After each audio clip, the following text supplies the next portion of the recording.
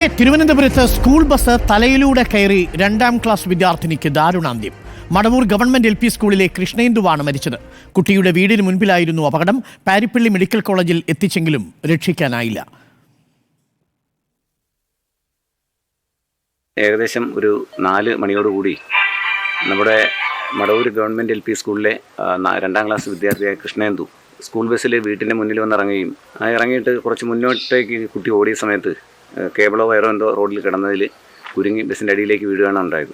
Government LP സ്കൂളിലെ bus തന്നെ കുട്ടിയുടെ ദേഹത്തൂടി കയറി ഇറങ്ങുകയും ഇവിടുന്ന് കുട്ടിയെ ഹോസ്പിറ്റലിൽ കൊണ്ടുപോകുന്ന സമയത്ത് തന്നെ അത് മരിച്ചിരുന്നു. ഇപ്പോൾ ബോഡി പാരിപ്പള്ളി മെഡിക്കൽ കോളേജിലാണുള്ളത്. വീട്ടിൽ ആരും ഉണ്ടായിരുന്നില്ല, അമ്മയോ അച്ഛനോ ആരും ഉണ്ടായിരുന്നില്ല. അതിൻ്റെ ഒരു കുട്ടിയുടെ അച്ഛൻ്റെ ജ്യേഷ്ഠൻ്റെ ഭാര്യ മാത്രമാണ് ആ വീട്ടിൽ. അതിൻ്റെ തൊട്ട് ചേർന്നുള്ള വീടാണ് അവരുടെ വീട്. അവർ മാത്രമാണ് ഉണ്ടായിരുന്നത്. അവർ ദൃക്സാക്ഷിയാണ്, ഈ അപകടത്തിൻ്റെ ദൃക്സാക്ഷി കൂടിയാണ്. അശ്വിൻ ഡിയാഗോ ചേരുന്നു. അശ്വിൻ ഡിയാഗോ, ദാരുണ സംഭവമാണ്. എപ്പോഴാണ് ഈ സംഭവം നടന്നത്? ഈ കുഞ്ഞ് വീഴുന്നത് ഡ്രൈവർ കണ്ടിരിക്കാൻ വഴിയില്ല അല്ലേ?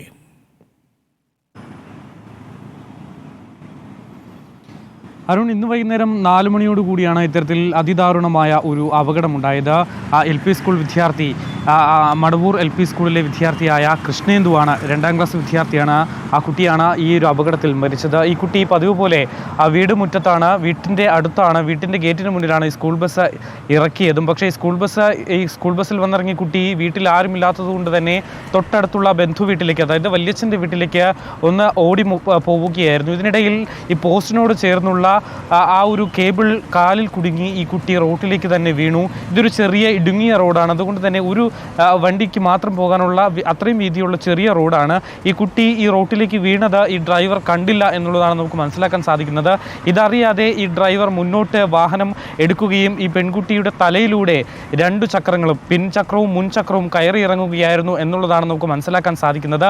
ഈ അപകടമുണ്ടാകുമ്പോൾ പെൺകുട്ടിയുടെ അച്ഛനും അമ്മയും വീട്ടിലുണ്ടായിരുന്നില്ല. അതുകൊണ്ട് തന്നെയാണ് ഈ പെൺകുട്ടി വീട്ടിൽ നിന്നും തൊട്ടടുത്തെ വല്യച്ഛൻ്റെ വീട്ടിലേക്ക് പോകാനായി ഓടിയത് എന്നാണ് നമുക്ക് മനസ്സിലാക്കാൻ സാധിക്കുന്നതും. ഈ പെൺകുട്ടി റോഡിലേക്ക് ക്രോസ് ചെയ്യുന്നതിനോ അല്ലെങ്കിൽ തിരിച്ചു കയറിയോ എന്ന് നോക്കുന്നതിനായി ബസ്സിൽ നിന്നും പോലും പുറത്തിറങ്ങിയിരുന്നില്ല എന്നൊരു ആക്ഷേപം നാട്ടുകാർ ആരോപിക്കുന്നുണ്ട്.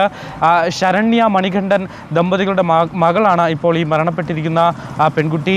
ഈ പെൺകുട്ടിയുടെ അച്ഛൻ KSRTCയിലെ എംപാനൽ ഡ്രൈവറാണ്. അമ്മ തൊട്ടടുത്ത് തന്നെയുള്ള ഒരു സൂപ്പർ മാർക്കറ്റിലെ ജീവനക്കാരിയുമാണ്. പെൺകുട്ടിക്കൊരു സഹോദരനുണ്ട്, +1 വിദ്യാർത്ഥിയാണ്.